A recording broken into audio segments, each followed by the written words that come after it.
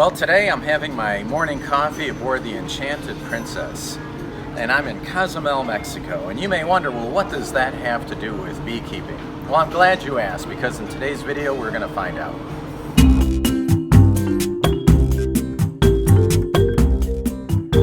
So my wife and I are on a little vacation, just taking a break from all the work, and we've been to Cozumel, Mexico before, and I've done the scuba diving, the snorkeling, and all the fun stuff.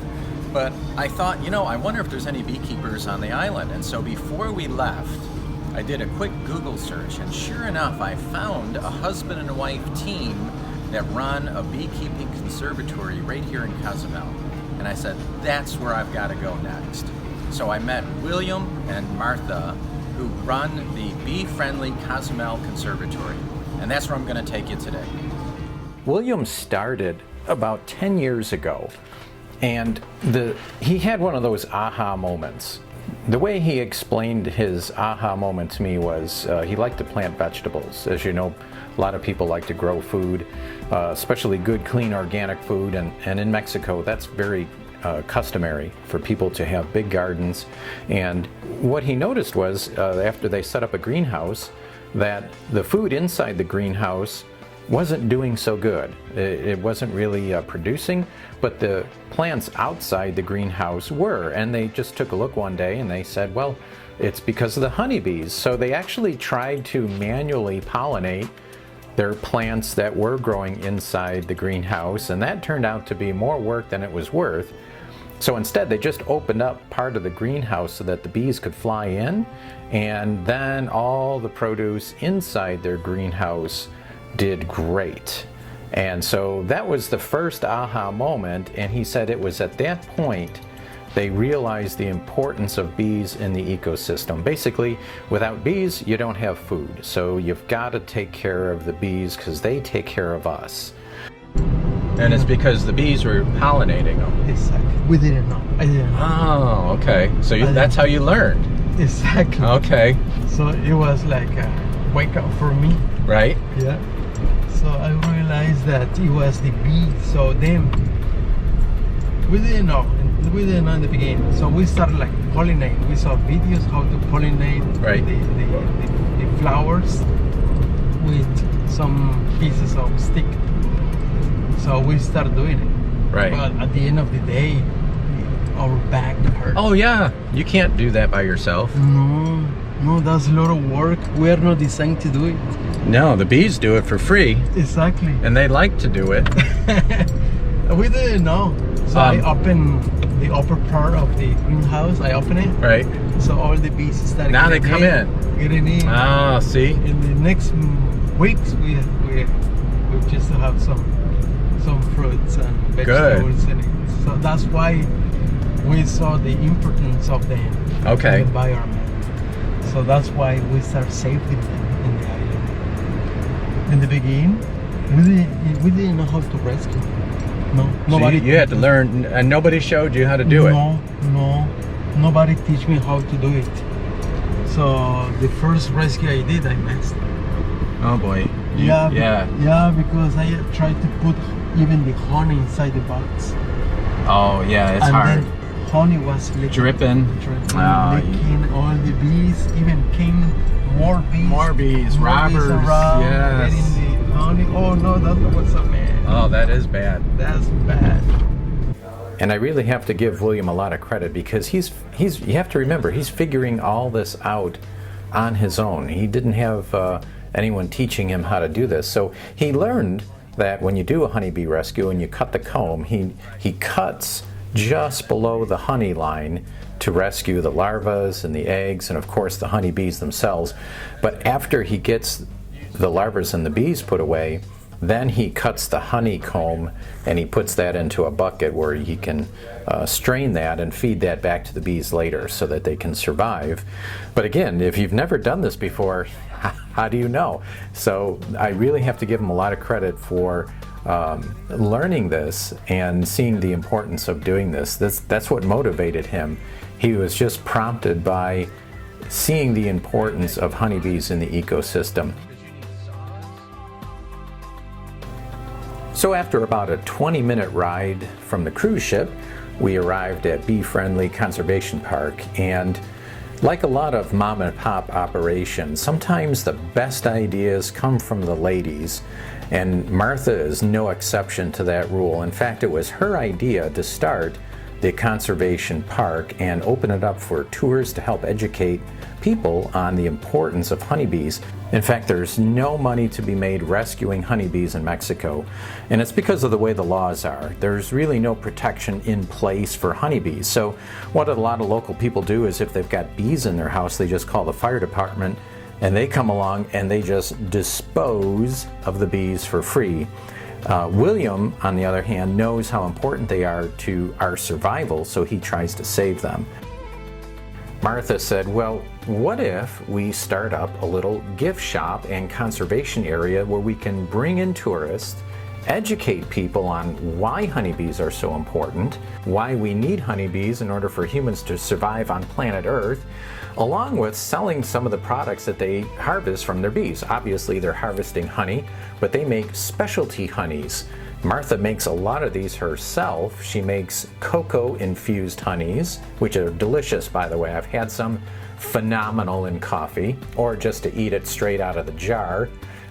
They've got royal jelly, they've got pure propolis, they've got honey shampoos, lip balms, perfumes, and it's kind of like being in a little mini shopping center of all natural health and beauty products. It's very cool. So if you happen to be on a cruise ship like I was and Cozumel is one of the stops, why not check out Bee Friendly Cozumel? It's a great place to take your family, and you're going to learn a lot. In fact, you're going to learn some cool things about the indigenous bees that are in Cozumel, Mexico. For example, did you know that the bees, the indigenous species of bees, are stingless? At first glance, you might not even recognize them as being bees. You might think you're looking at flies. So there's a big difference then between the bees that are indigenous to Cozumel, Mexico, versus the honeybees that we're more accustomed to looking at here.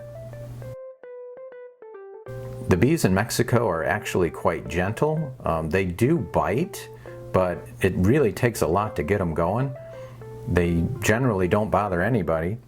They're very easy to get along with, and they like to live in hollow logs like this one here that you see. So some of the bees will live in hollow logs that are laying on the ground, and there's another type of indigenous species that only likes to live in dead tree hollows that are still upright. So that was something that I learned about them I never knew. Now when you visit Bee Friendly Cozumel, Ada will tell you all there is to know about the different indigenous species of bees that live on the island. Which is the Mayan sacred bee. Here's another shot of the log that the bees live in, and you can see at one time this was open, but the bees closed the opening with wax. This is their wax, what it looks like. It kind of looks like dirt, but it's wax.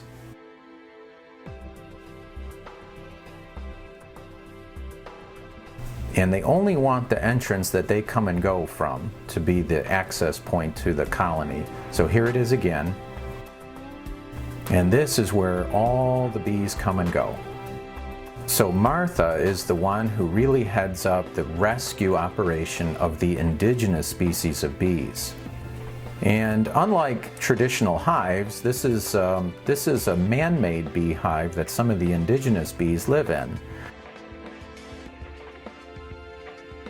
And we can see the structure of the comb. It's unlike the traditional honeybees.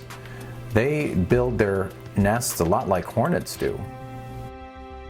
It's very rare to see the queen bee on an indigenous species.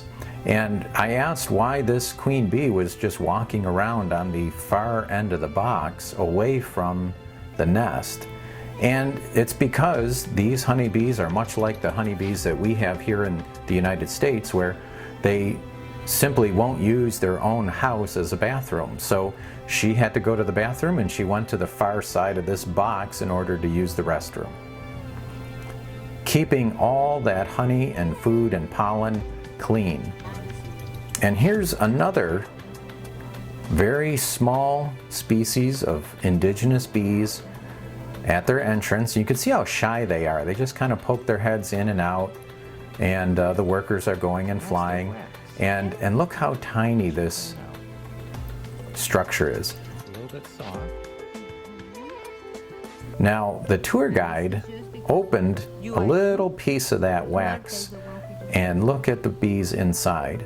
I asked if that was okay, if that's something they could fix, and she said that they would repair that damage in just a short while. I don't know if it'll take them a day, but they'll have that all fixed back up. I'm not sure why she demonstrated that to me. Because they don't want anyone coming in. I think she just wanted me to see inside that there they were working, and this is how they set up their home.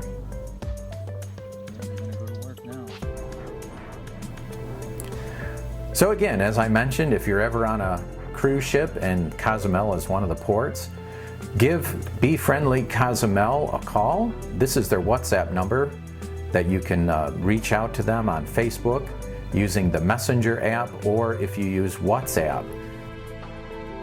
I got to sample a lot of the products that Martha makes, different lotions, perfumes. I got to grind cocoa beans, so I learned how to do that.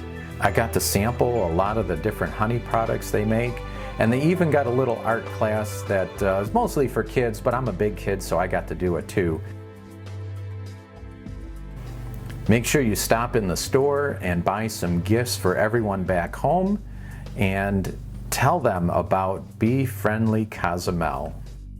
I've got two new bee buddies, William and Martha, and I don't want to forget two of their friendly staff. I got to meet both Angelo and Ada, and when I tell you their energy is contagious, you are going to walk away from this experience with a whole new appreciation of honeybees, and you're going to see that we need more people like these folks. So I want you to really support them in any way you can.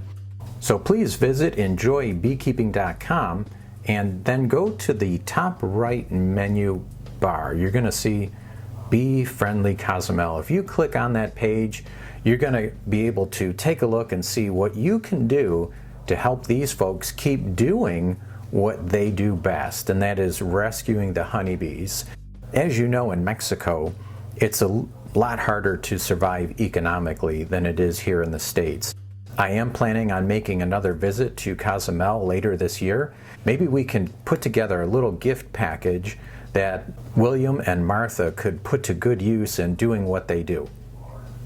So go check out Bee Friendly Cozumel on the enjoybeekeeping.com website. If you do, you're also going to get a sneak peek of some of the content that's going to be coming in the next video. There's a lot more to beekeeping in Cozumel than what you saw in today's video. So you'll get a sneak peek of what's coming up next. So you want to check it out. Well, I hope you had fun checking out the indigenous species of honeybee that live here in Cozumel, Mexico. Now in the next video, you're going to see me do something I've never done before in 15 years of keeping bees. You're going to want to find out why, so stay tuned, and until the next time, friends, goodbye for now, but enjoy beekeeping, and we'll see you at the next video.